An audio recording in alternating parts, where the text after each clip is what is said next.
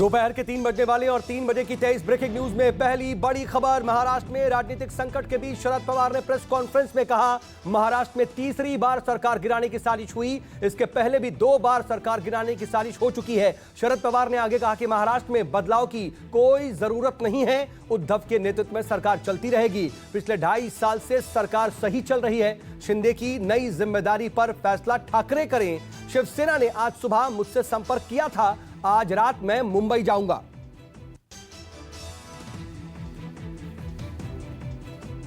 तीन बजे की अगली बिग ब्रेकिंग। एकनाथ शिंदे का उद्धव को बड़ा प्रस्ताव, बीजेपी के साथ सरकार बनाने का प्रस्ताव दिया। शिंदे के 3 समर्थक विधायक उद्धव से मिलने पहुंचे। बता दें कि एकनाथ शिंदे 22 विधायकों के साथ सूरत के एक होटल में मौजूद हैं।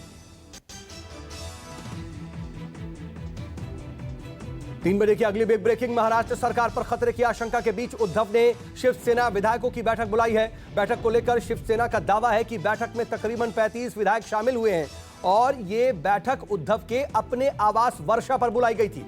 इसी बीच खबर यह है कि बागी नेता एकनाथ शिंदे को शिवसेना ने विधायक दल के नेता पद से हटा दिया है।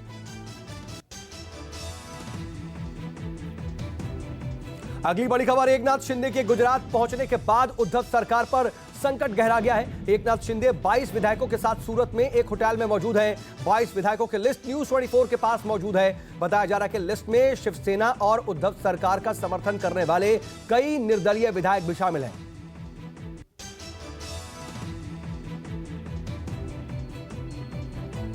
अगली बड़ी खबर, महाराष्ट्र में उथल पुथल के बीच संजय राउत का बड़ा बयान। कहा, महाराष्ट्र में कोई भूकंप नहीं आएगा, विश्वास है कि हमारे सभी विधायक लौट आएंगे और सब ठीक हो जाएगा। शिवसेना के कुछ विधायक और एकनाथ शिंदे से फिलहाल संपर्क नहीं हो पा रहा है। महाविकास आघाड़ी की सरकार को गिराने की कोशिश की जा रही है। 3 बजे की अगली बिग ब्रेकिंग। महाराष्ट्र में सियासी हलचल के बीच गुजरात बीजेपी अध्यक्ष चंद्रकांत पाटिल का बड़ा बयान सामने आया। कहा, महाराष्ट्र के सियासी हलचल पर अभी कुछ कहना जल्दबाजी होगी, पूरे घटनाक्रम पर हम नजर बनाए हुए हैं। पाटिल ने कहा कि संजय राउत के भड़काऊ भाषणों से ही उनकी पार्टी में समस्या हुई है।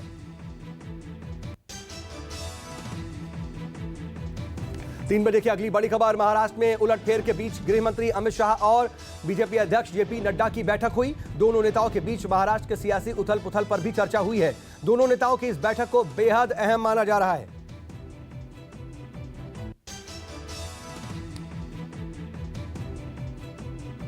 तीन बजे की अगली बिग ब्रेकिंग। महाराष्ट्र में मचे घमासान के बीच सूत्रों के हवाले से खबर आ रही है कि दिल्ली के लिए रवाना हुए हैं देवेंद्र फडणवीस। बताया जा रहा है कि फडणवीस को आला कमान ने दिल्ली बुलाया है।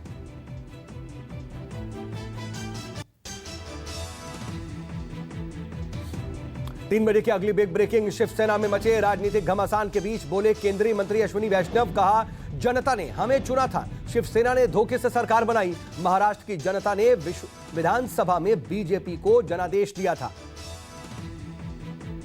अगली बड़ी खबर, राहुल गांधी से ईडी की पूछताछ और अग्निपथ योजना के विरोध में कांग्रेस के प्रदर्शन के बीच अलका लांबा का हाई वोल्टेज हंगामा सामने आया है। अलका लांबा महिला पुलिस कर्मियों से उलझती नजर आईं। अलका कभी सड़क पर लेट जाती हैं तो कभी जोर जोर से रोने लगती हैं। अगली बड़ी खबर, नेशनल हेराल्ड मामले में राहुल गांधी से पूछताछ के बीच राहुल के समर्थन में कांग्रेस ने विरोध प्रदर्शन किया है। कांग्रेस कार्यकर्ताओं ने विरोध मार्च किया। पूछताछ के विरोध में कांग्रेस नेताओं ने न सिर्फ दिल्ली में बल्कि देश के अलग अलग हिस्सों में भी विरोध प्रदर्शन किया है। 3 बजे की अगली बड़ी खबर, नेशनल हेराल्ड केस में ईडी 5वीं बार राहुल गांधी से पूछताछ कर रही है। ईडी ने कल राहुल गांधी से 10 घंटे से ज्यादा पूछताछ की थी। 4 दिन में ईडी राहुल गांधी से 40 घंटे से ज्यादा की पूछताछ कर चुकी है। सूत्रों के मुताबिक राहुल गांधी के जवाब से ईडी संतुष्ट नहीं। वहीं ईडी ने नेशनल हेराल्ड केस में ही 23 जून को सोनिया गांधी को भी पूछताछ के लिए बुलाया है।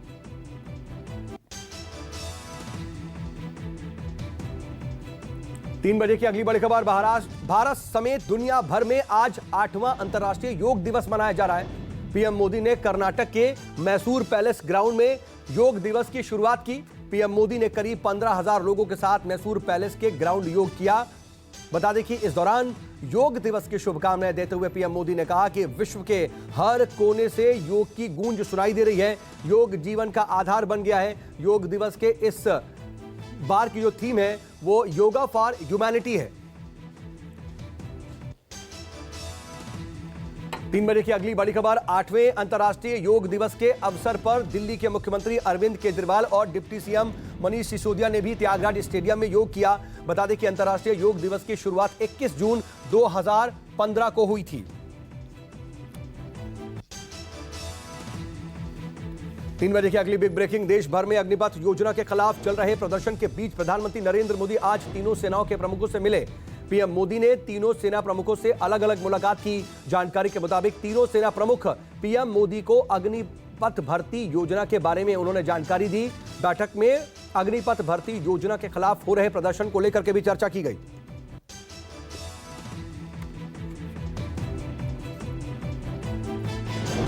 तीन बजे की अगली बिग ब्रेकिंग। घाटी में सुरक्षा बलों को बड़ी कामयाबी मिली है। पुलवामा मुठभेड़ में सुरक्षा बलों ने 2 आतंकी मार गिराए हैं। बताया जा रहा है कि सुरक्षा बलों की यह मुठभेड़ देर रात से ही चल रही है और इससे पहले सुरक्षा बलों ने कल भी 2 अलग अलग एनकाउंटर में 4 आतंकियों को मार गिराया था।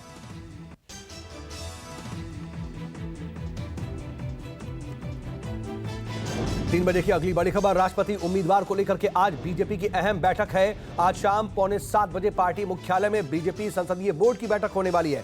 बीजेपी अपने सहयोगी दलों के साथ राष्ट्रपति उम्मीदवार को लेकर के चर्चा करेगी।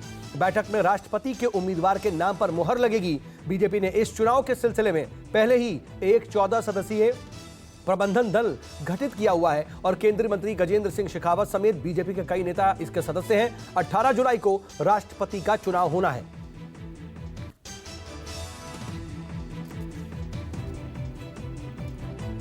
तीन बजे की अगली बड़ी खबर। राष्ट्रपति चुनाव को लेकर कवायद तेज हो गई है। एनसीपी चीफ शरद पवार के नेतृत्व में ही आज विपक्षी दलों की बैठक भी हुई है, लेकिन बैठक में सीएम ममता बनर्जी शामिल नहीं हुई। बैठक में विपक्ष के कई नेता पहुंचे, जहां पर राष्ट्रपति पद के उम्मीदवार के नाम पर मंथन हुआ।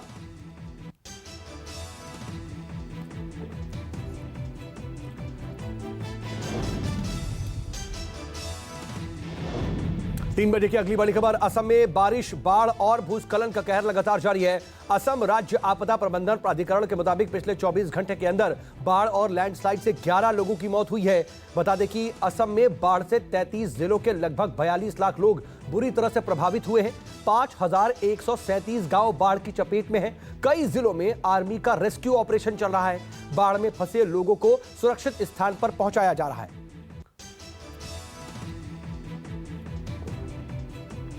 3 बजे की 20वीं बड़ी खबर। लोकसभा उपचुनाव के प्रचार के लिए प्रदेश के मुख्यमंत्री योगी आदित्यनाथ आज रामपुर पहुंचेंगे। रामपुर में बीजेपी उम्मीदवार घनश्याम सिंह लोधी के पक्ष में वोट लेने की वो अपील करेंगे। सीएम योगी विधानसभा बिलासपुर और विधानसभा मिलक के पटवाई क्षेत्र में चुनाव प्रचार के तहत जनसभा को संबोधित करने वाले हैं। मुख्यमंत्री योगी के अलावा पूरी कैबिनेट का रामपुर आने का प्रस्ताव है और आधे मंत्री आ भी चुके हैं।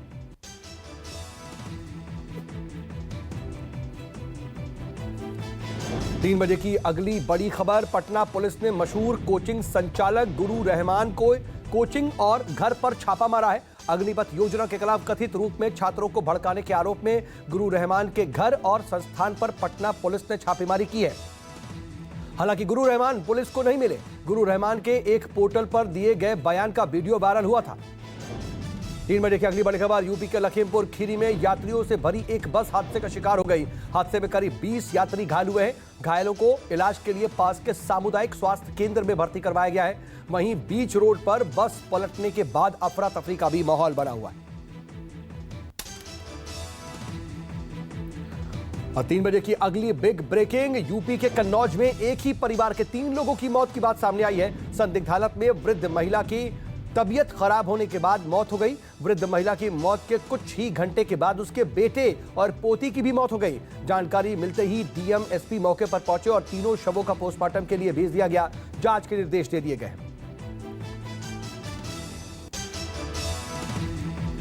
और 3 बजे की 23वीं ब्रेकिंग